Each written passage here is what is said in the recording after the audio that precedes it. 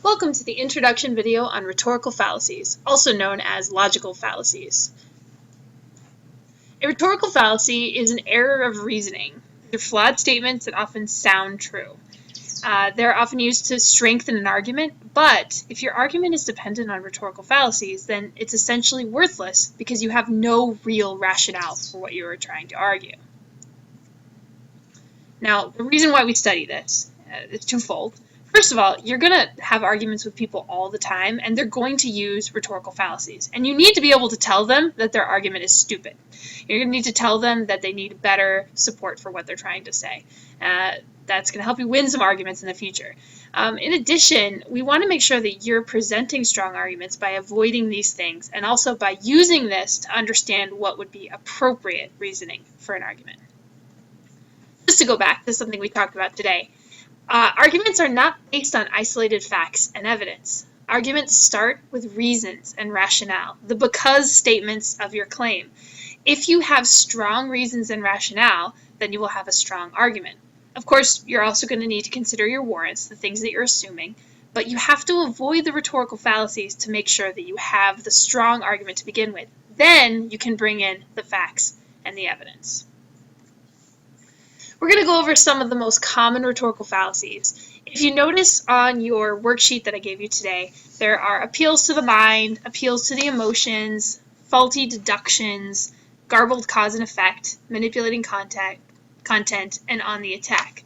Now, something that I want to point out to you is that it's not a bad thing to appeal to somebody's emotions. We oftentimes do that to sound more persuasive. But if your entire argument is built on emotion, then you are in danger of the following rhetorical fallacies.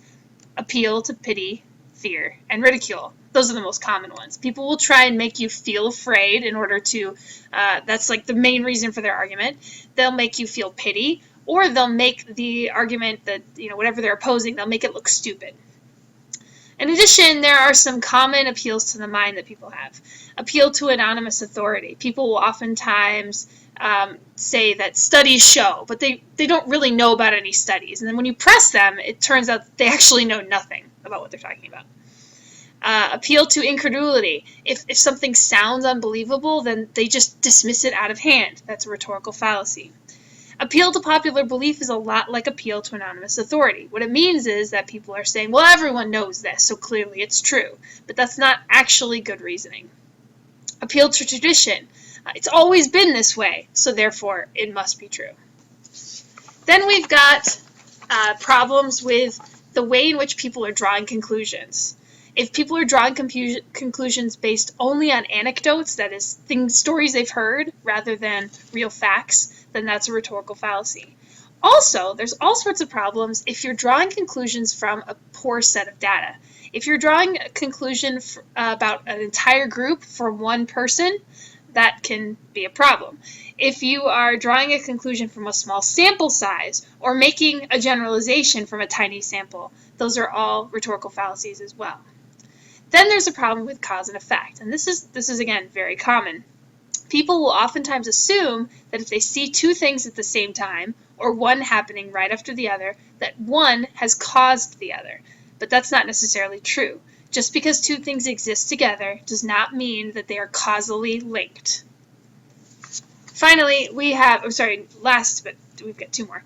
Manipulating content. Sometimes people will cherry pick the evidence that they use. They'll ignore all sorts of evidence that is contradictory to their cause in order to support their argument. That's confirmation bias. Other times, people will assume that there's only two options in this argument. And so they'll say, well, it can't be option A, so it must be option B. That is also a rhetorical fallacy. Some people believe that if you describe something with enough of a picture, if you paint a picture in your reader's head, then that can be evidence enough for the fact that whatever they're talking about is a problem.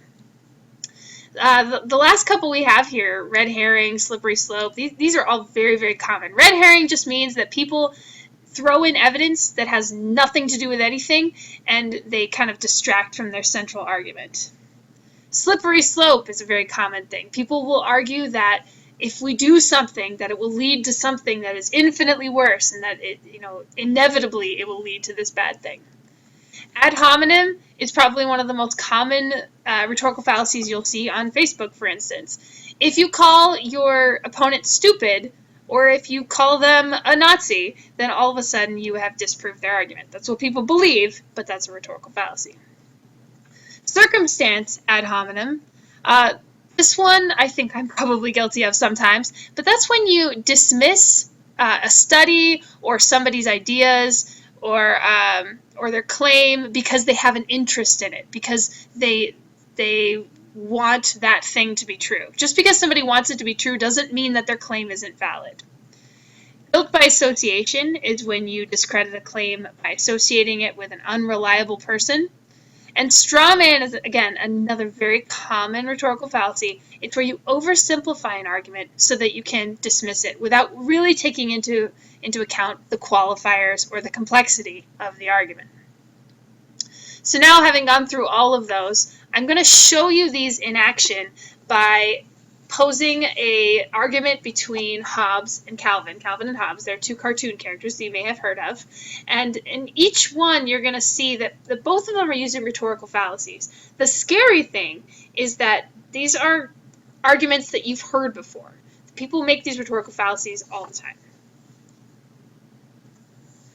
Tigers should definitely be considered persons under the law. Why? Because everyone knows that tigers are just as smart as humans. Really? Sure. I mean, look at me. Clearly we tigers have much more going on than you all realize. Yeah, but most tigers aren't like that. I read somewhere that humans are 17 times more intelligent than whatever. You can't say that when you've met my Aunt Noba. She's been doing calculus since she was 3. But Hobbes, we can't change the law now. I mean, we would have changed the law a long time ago if tigers were meant to be humans. Nonsense. Besides, we are way smarter than dogs.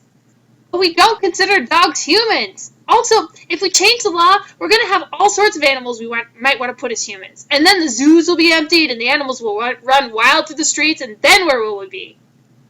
I can see you're just an animal hater. I can't even believe we're friends. Oh, don't be like that. Let's get back to the basics here, Hobbes. Because I'm not even convinced tigers are smart. How do you explain that recent study in Paris? What study?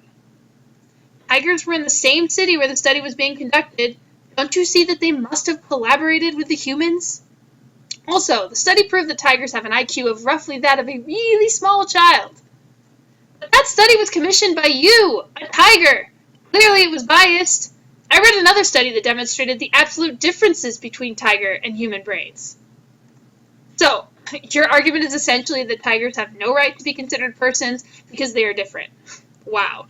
Don't have to think very hard to see the error in logic there. Hobbes, why are we even arguing about this? Because tigers are being humiliated every day. Picture a poor tiger out alone in the forest. He sniffs the ground and considers how lucky he is to be alive. He thinks about his schooling, maybe not a formal education, but he is thinking about going to Harvard in the fall. And he straightens his tie and ponders interstellar physics. Then, bam! Someone comes along and calls him a mere animal. And you know what that does to him?